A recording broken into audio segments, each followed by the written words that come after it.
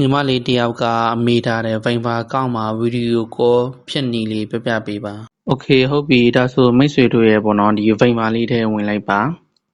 Viber လေးထဲရောက်ပြီဆိုရင်ဟိုအောက်ဆုံးမှာပေါ့နော် call ဆိုတဲ့ဟာလေးတစ်ချက်နှိပ်လိုက်ပါဒီနေရာမှာပေါ့နော်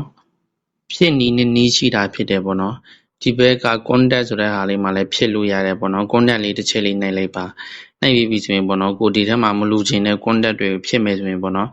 ကြာလေးဖိထားလိုက်ပါဖိထားပြီးဆိုရင်အောက်မှာပေါ့နော် delete ရှိတယ်ပေါ့နော် delete လေးကိုနှိပ်ထပ်မံပြီးတော့ delete လေးကိုတစ်ချက်လေးနှိပ်လို့ရတယ်ပေါ့နော်အဲ့ဒါ contact တွေဖြစ်တာပေါ့နော်ဟုတ်ပြီကိုကပေါ့နော်ကို video call ဖြိုးထားတဲ့သူလေးဖြစ်မယ်ဆိုရင်ဒီဘက်မှာပေါ့နော် reason ဆိုတဲ့ဟာလေးရှိတယ်အဲ့ဒါလေးတစ်ချက်နှိပ်လိုက်ပါနှိပ်ပြီးဆိုရင်မိတ်ဆွေတို့ဖုန်းမှာဆက်ဝင်လိုက်ခြင်းမှာပေါ့နော်ဒီနေရာလေးပွင့်နေမှာဖြစ်တယ်ပေါ့နော်ပွင့်နေမယ်ဆိုရင်ပေါ့နော်ဖြစ်လို့မရဘူးဒါဆိုပိတ်ရမှာဖြစ်တယ်ပိတ်လိုက်ပါ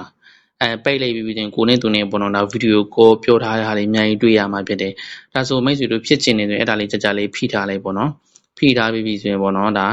မန်ချစ်လေးလိပ်ပေးလိုက်ပါဟိုပြီးချင်းဟိုပေါ်ကအကုန်လုံးမန်ချစ်လေးပြီးချင်းဒီမှာပေါ့နော်ဘယ်နှခုဖြစ်မှလဲဆိုတာဒီမှာပြတာဖြစ်တယ်ပေါ့နော်ကိုကဒီမှာအများကြီးရှိနေတယ်ဆိုရင်ဒီမှာပေါ့နော်ပြတာဖြစ်တယ်ကျွန်တော်မှာတော့9ခုပဲရှိတယ်ဆိုတော့9ခုပဲပြတယ်ပြပြီးပြီဆိုရင်ပေါ့နော်ဒီဘက်မှာလည်းဒါ select ပေးလို့ရတယ်ပေါ့နော်ခလက်ကောင်ကဘောလို့ပေးပြီးပြီဆိုရင်မိတ်ဆွေတို့ဒီမှာမိတ်ပုံလေးတစ်ချင်းနဲ့လေးပေါ့နော်မိတ်ပုံလေးနဲ့လေးပြီးဆိုရင်ဒါကိုသူနဲ့ကိုနဲ့ပြောထားတဲ့ contact တွေတခုမှမရှိတော့ပါဘူးအားလုံးပဲမင်္ဂလာပါဆင်ပြေကြပါစေလိုက်လို့ကြည့်ပါနော်